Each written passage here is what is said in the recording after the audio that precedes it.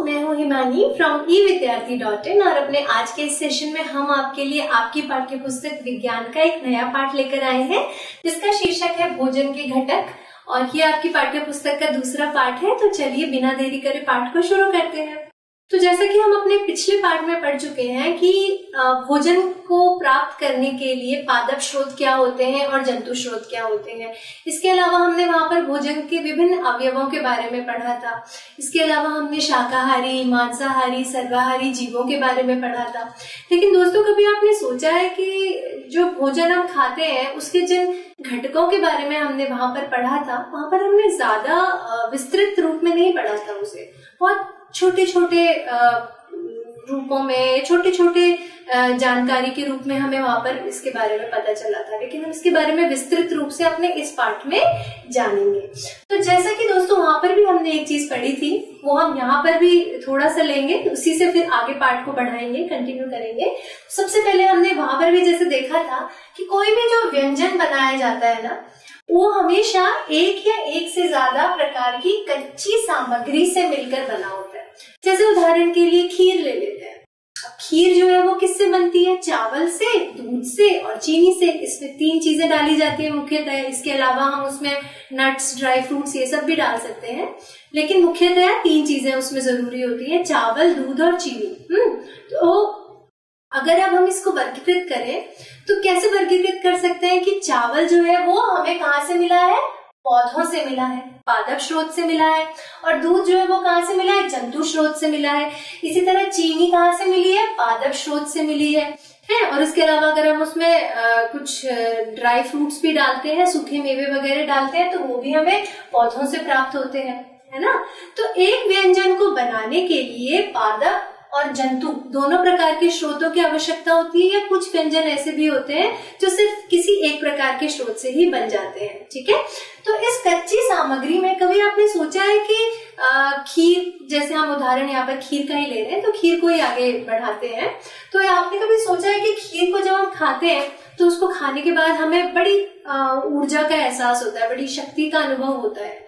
ऐसा क्यों होता है? खीर में ऐसा क्या होता है जिसको खाने के बाद हमें ऊर्जा का अनुभव होता है? या किसी भी भोजन में ऐसा क्या होता है जिसको खाने के बाद हमें बहुत अच्छा लगता है, शरीर में ताकत का एहसास होता है, शक्ति का एहसास होता है? क्या होता है भोजन में ऐसा? भोजन में ऐसा शक्ति का एहसास दिलाने वाले कुछ तत्वों की वजह से होता है। और वो तत्व क्या कहलाते हैं? पोषक तत्व कहलाते हैं। इन्हीं को हम क्या कहते हैं? न्यूट्रिएंट्स कहते हैं। ठीक है। तो कच्ची सामग्री जिसकी मदद से हम विभिन्न प्रकार के व्यंजन बनाते हैं और खाते हैं, तो उस कच्ची सामग्री में हमारे शरीर के लिए कुछ आवश्यक घटक होते हैं, और इन्हीं आवश्यक घटकों को हम क्या कहते हैं? पोषक तत्व या न्यूट्रिएंट्स कहते हैं। ठीक है। तो इस भोजन के अंदर जितनी भी सामग्री का इस्तेमाल किया गया है, चाहे फिर वो चावल है, चाहे वो तरह तरह की दाल है, मछली है, सब्जियां हैं, ठीक है। तो भोजन के अंदर जितनी भी तरह की सामग्री का इस्तेमाल किया जाता है उसमें क्या उपस्थित होते हैं? विभिन्न प्रकार के पोषक तत्व उपस्थित होते हैं जो हमारे शरीर का पोषण करते हैं और हमारा विकास होता है। तो चलिए आप थोड़ा आगे बढ़ते हैं और जानते हैं कि हमारे भोजन में उपस्थित ये पोषक तत्व कितनी प्रकार के होते हैं। तो अगर हम मोटे मोटे तौर पे बांटें या मोटे मोटे तरह पे वर्गीकृत करें, तो हमारे शरीर में पाए जाने वाले पोषक तत्व मुख्यतः 5 प्रकार के होते हैं। ठीक है। आप अपने हाथ की 5 उंगलियों की मदद से इन 5 पोषक तत्वों को याद कर सकते हैं। देखिए, सबसे पहले क्या है? प्रोटीन, कार्बोहाइड्रेट, वसा, विटामिन और अंत में क्या आते हैं? खनिज लवण। तो ये तो है हमारे भोजन में उपस्थित या हमारे भोजन में पाए जाने वाले मुख्य पोषक तत्व। और इसके अलावा, इन मुख्य पोषक तत्वों के अलावा हमारे शरीर को आहारी रेशों यानी रूक्षांश और जल की भी आवश्यकता होती है, जिसकी मदद से हमारा पोषण होता है। ठीक है। तो पोषक तत्वों को हम इस आधार पे कह सकते हैं कि कुल 5 प्रकार के मुख्य पोषक तत्व हैं, और इसके अलावा रूक्षांश और जल भी है, जो पोषक तत्व तो नहीं है, लेकिन इनकी भी शरीर को उतनी ही आवश्यकता है जितनी इन पोषक तत्वों की है। ठीक है। तो आप देखिए, मैंने बोला था ना, आप अपने हाथ की 5 उंगलियों की मदद से 5 पोषक तत्वों को याद कर सकते हैं। तो प्रोटीन, कार्बोहाइड्रेट, वसा, विटामिन और खनिज लवण, ये 5 हमारे मुख्य पोषक तत्व हैं और इसके साथ में रुक्षांश यानी फाइबर और जल यानी वाटर। तो ये सब मिलकर हमारा पोषण करते हैं। तो इनकी मदद से हमारे शरीर का विकास होता है, वृद्धि होती है, रोगों से रक्षा होती है। ठीक है, तो आपने कभी ऐसा सोचा है कि क्या कोई एक ही भोजन ऐसा होता होगा जिसको खाने से हमें हमारे सारे पोषक तत्व मिल जाए? ऐसा नहीं हो सकता ना। इसीलिए हमें अलग अलग प्रकार की वस्तुओं का सेवन करना पड़ता है ताकि हमारे शरीर को ये पांचों पोषक तत्व उचित मात्रा में मिल सके और हमारे शरीर का ठीक तरीके से विकास हो सके।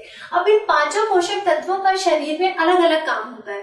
अब वो काम क्या होता है इसके बारे में हम अपने अगले वीडियो में जानेंगे। तब तक के लिए thanks for watching this video. और आप इन 5 पोषक तत्वों को जरूर याद कर लीजिए।